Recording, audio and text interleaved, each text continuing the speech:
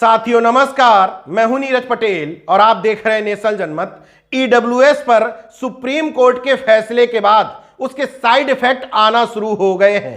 पहला side effect Jharkhand में आया था, अब छत्तीसगढ़ में आया है। वजह है आरक्षण। जहां हेमंत सोरेन ने ओबीसी आरक्षण का दायरा झारखंड में 14% से बढ़ा करके 27% किया था, वहीं छत्तीसगढ़ में भी भूपेश बघेल जी ने ओबीसी का आरक्षण 14% से बढ़ा करके 27%, वहीं एसटी यानी कि अनुसूचित जनजाति का आरक्षण 20% से बढ़ा करके 32% कर दिया है। वहीं एससी का आरक्षण 12% से बढ़ा करके 13% किया है। हालांकि एससी वर्ग के लोगों का कहना है कि उनको जो 16% आरक्षण पहले मिल रहा था, भूपेश बघेल सरकार ने वादा भी किया था कि हम 16% करेंगे, लेकिन यहां पर वो अपने वादे पर खरे नहीं उतरे। लेकिन इस पूरी आरक्षण प्रक्रिया में भूपेश बघेल की जो सबसे ज्यादा तारीफ लोग कर रहे हैं वो इस मामले में कि उन्होंने ईडब्ल्यूएस आरक्षण का दायरा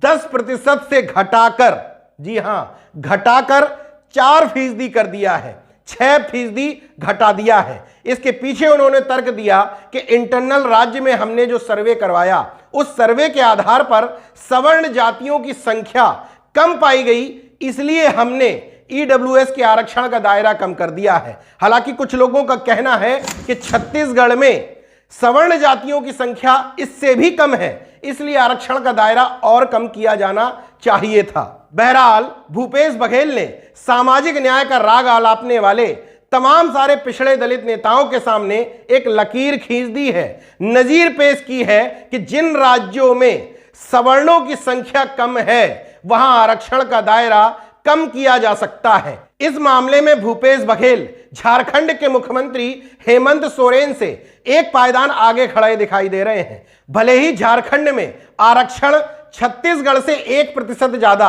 मतलब छत्तीसगढ़ में 76% हो गया है, झारखंड में 77% है, लेकिन दोनों में अंतर समझिए। ओबीसी का दोनों जगह 27 हो गया है, एससी का झारखंड में 12 है, छत्तीसगढ़ में 13 कर दिया गया है। एसटी का झारखंड में 28 है, छत्तीसगढ़ में 32 कर दिया गया है। तो फिर यह आरक्षण मैनेज हुआ कहां से?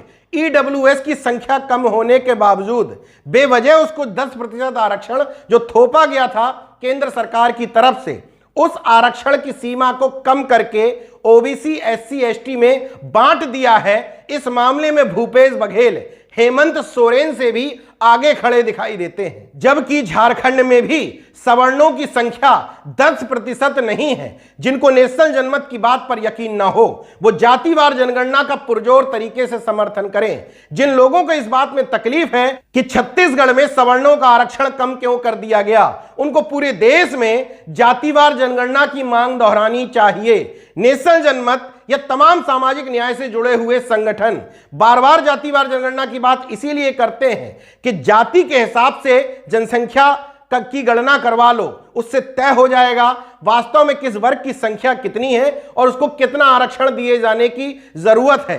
ओबीसी का आरक्षण का दायरा 27% बढ़ाने की बात ओबीसी के लोग इसलिए करते हैं क्योंकि 1931 की जनगणना के हिसाब से देखा जाए तो ओबीसी 50% से ऊपर उस समय भी था, और अभी भी तमाम सारे लोग ये मानते हैं कि ओबीसी का आंकड़ा 55 से 60% के बीच में आएगा। हालांकि झारखंड या छत्तीसगढ़ में यह आरक्षण इतनी आसानी से नहीं मिलेगा।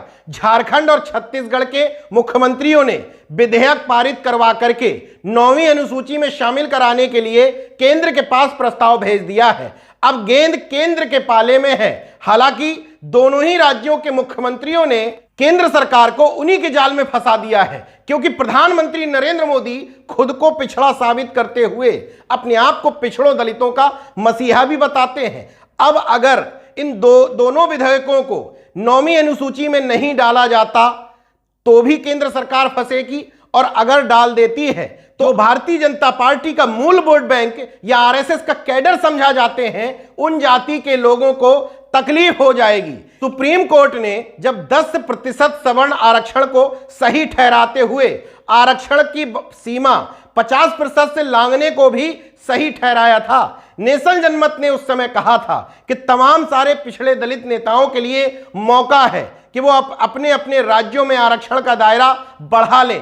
इस मामले में सुप्रीम कोर्ट और हाई कोर्ट भी फंसी हुई नजर आएंगी, क्योंकि अब अगर आरक्षण के दायरे को लेकर के वो इंदिरा साहनी केस को उदाहरण की तरह पेश करेंगी तो फिर सुप्रीम कोर्ट और हाई कोर्ट के दोहरे चरित्र पर भी लोग सवाल उठाएंगे कि सवर्णों को आरक्षण देने के लिए आरक्षण का दायरा 50% से टूट रहा था, उसमें सुप्रीम कोर्ट को तकलीफ क्यों नहीं हुई।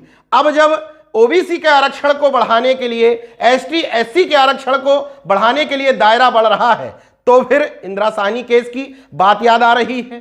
खैर, ईडब्ल्यूएस के मुखर तौर पर विरोध करने की बात की जाए तो नेशनल जनमत की नजर में एक ही पार्टी और एक ही नेता डीएमके यानी कि एमके स्टालिन तमिलनाडु के मुख्यमंत्री ही बिल्कुल खरे उतरते हैं।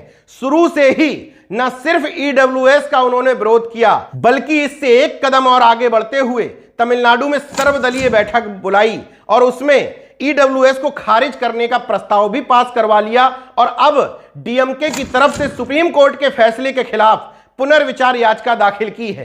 तमाम सारे पिछड़े दलित लोगों को समझ लेना चाहिए कि सामाजिक न्याय और अंबेडकरवाद की बात करने वाली पार्टियों में समाजवादी पार्टी ईडब्ल्यूएस के समर्थन में है, कांग्रेस ईडब्ल्यूएस के समर्थन में खड़ी है, जेडीयू ईडब्ल्यूएस के समर्थन में खड़ी है, बसपा ईडब्ल्यूएस के समर्थन में खड़ी है। दूसरी तरफ डीएमके, आरजेडी, भाकपा, माकपा जैसी वामपंथी पार्टियां जिनके ऊपर आप सवर्ण नेतृत्व होने का आरोप लगाते थे, वो मुखर तौर पर ईडब्ल्यूएस के आरक्षण के विरोध में खड़ी हैं। बहरहाल, सामाजिक न्याय, मंडलवाद, अंबेडकरवाद, कमंडल पर मंडल की राजनीति की बात करने वाली पार्टियों के लिए सुनहरा मौका है कि पूरे देश में माहौल तैयार करें जातिवार जनगणना के समर्थन में, क्योंकि सुप्रीम कोर्ट या हाई कोर्ट में ओबीसी, एससी, एसटी के आरक्षण से जुड़ा हुआ मामला जब भी जाता है तभी वो कहते हैं कि हमारे पास संख्या ही नहीं है। तो इस मौके पर पूरे देश से मांग उठाई जानी चाहिए और जिन राज्यों में बहुजन समाज से आने वाले नेता मुख्यमंत्री बने बैठे हैं उनको एमके स्टालिन, भूपेश बघेल, हेमंत सोरेन जैसे मुख्यमंत्रियों से सीख और नसीहत लेने की जरूरत है। देखते रहे नेशनल जनमत, जागरूक और सजग बने रहिए। जय विज्ञान, जय संविधान, जय लोकतंत्र। धन्यवाद।